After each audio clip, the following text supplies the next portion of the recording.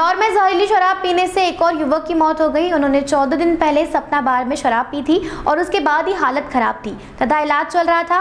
मृतक का नाम मोहन सिंह चौहान निवासी महेश नगर है। वे पंजाब नेशनल बैंक में कैशियर थे तथा करीब 2 हफ्तों से बॉम्बे हॉस्पिटल में भर्ती थे। वहीं लक्ष्मीपुरी निवासी रिंकू वर्मा को अस्पताल से छुट्टी मिल गई है। वे सीएचएल हॉस्पिटल में भर्ती थे। अस्पताल से घर पहुंचे रिंकू वर्मा से मिलने स्थानीय विधायक संजय शुक्ला उनके घर पहुंचे। रिंकू वर्मा की किडनी बुरी तरह से प्रभावित हो गई थी, जिसके चलते वो डायलिसिस पर थे।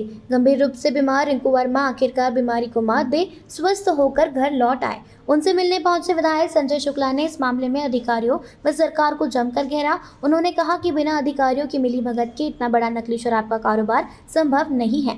गौरतलब है कि 23 जुलाई को रिंकू अपने 4 दोस्तों के साथ शराब पीने बैठे थे। ये सभी लोग एक साथ पार्टी मनाने के लिए पैराडाइज पब में बैठे थे, जिनमें से 3 दोस्तों की मौत हो चुकी है। वहीं रिंकू का सीरियस हालत में इलाज जारी था। आज हमारे छोटे भाई मेरी विधानसभा रिंकू वर्मा जी जो शराब के अंदर बेचारे अस्पताल में लड़के और आज हमारे बीच में वापस आ गए हैं, तो मैं ऊपर वाला शुक्र करता हूं कि वो आज हमारे बीच में स्वस्थ है। उनके परिवार के बीच में बैठे हुए हम लोग मिलने आए हैं उनसे।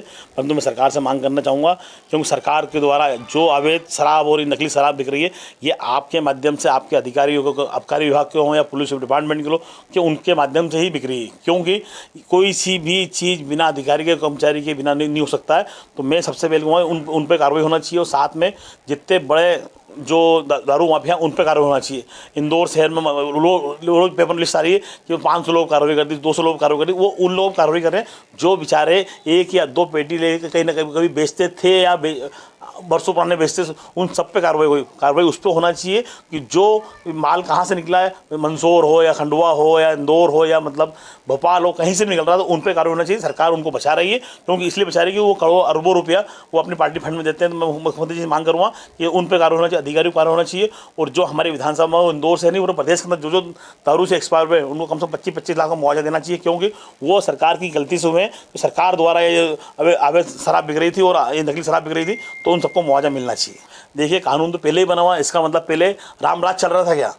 पहले रामराज चल रहा था, अब कानून बनाया। कानून पहले ही बना हुआ था, परंतु ये सिर्फ आम जनता को बेवकूफ़ बनाने के लिए ये नया संविधान लाया गया। तो जो पहले बने उस पर अभी तक किस पे कार्रवाई? कोई कार्रवाई नहीं। कार्रवाई होना चाहिए। तो बेचारे जो बड़े माफिया और जो दारू बेचते थे, जो मेरे को मालूम पड़ा है कि जो दुकान से भी नकली माल बिकता, उन पर कार्रवाई होना चाहिए। पर उस पर कार्रवाई इसलिए नहीं हो रही कि ये सब अधिकारियों और कर्मचारी द्वारा साठगांठ से बिकता था, उन पर इसलिए कार्रवाई नहीं हो रही है।